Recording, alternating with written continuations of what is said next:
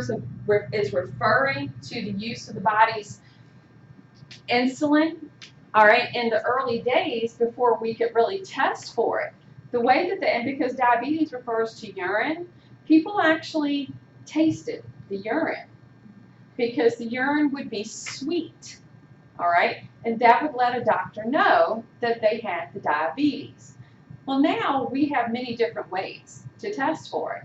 You know, you can have the glucose meters, you can have the A1C done. I'm not sure everything they can do to test for it, but I mean, I know those are two. In type 1, it is hereditary. Usually begins very early in the child's life, you know, in infancy. And the beta cells of those isolates, pancreatic isolates, get destroyed. Type 1 tends to be very difficult to control sometimes, can, you know, definitely insulin dependent for type 1. Is it possible that it like doesn't show up until like later in life? Because like I had a classmate in like my same class that I took back in high school, and he like had just told me he had type 1 diabetes. Type 1? Yeah. I'll have to look that up because it's usually termed juvenile for a reason. It's termed juvenile diabetes, mainly because of the fact that it shows up so early in infancy and childhood. But I'll look it up to see. He was like, he's athletic, like he does like soccer and that stuff, and he probably eats well. So, not saying that doesn't change anything, but I'll look it up to see exactly like what they say might be a cutoff age and so forth. Type 2. This is where, you know, usually lifestyle is the major contributor. We haven't done enough exercise. We haven't gotten a proper diet.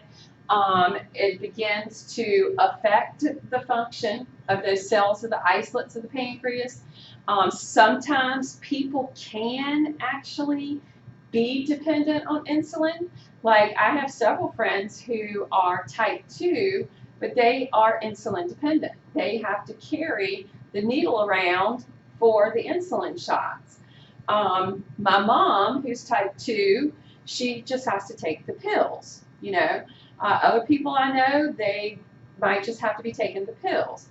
So it really depends. In type 2, if picked up early enough, changes in lifestyle can create a huge effect on it and keep you from maybe having to use insulin.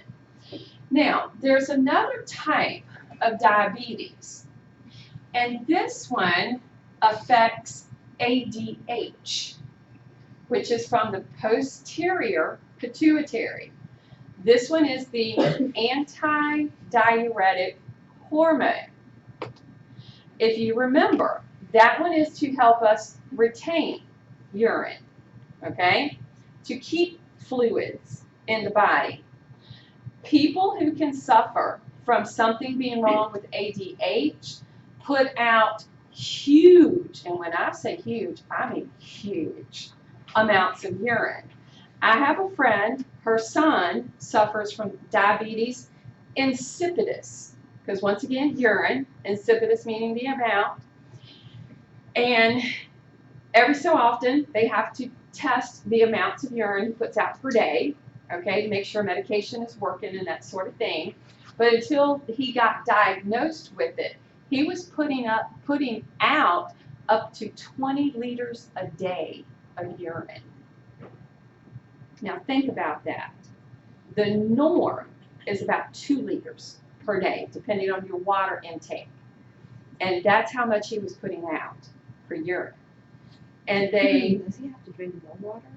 Oh, it was horrible. I mean, you know, you're dehydrating, you're having to get like, you know, bags, and I mean, it's just bad. But once they diagnosed him, they could put him on the medicine, and he pretty much stays normal. He, you know, they might have to make an adjustment here and there, but for the most part, he stays okay. is that why they do like 24 hour? Like we like where I work and that stuff, we do 24 hour urine. Sometimes is that like why? You're doing a glomerular filtration rate.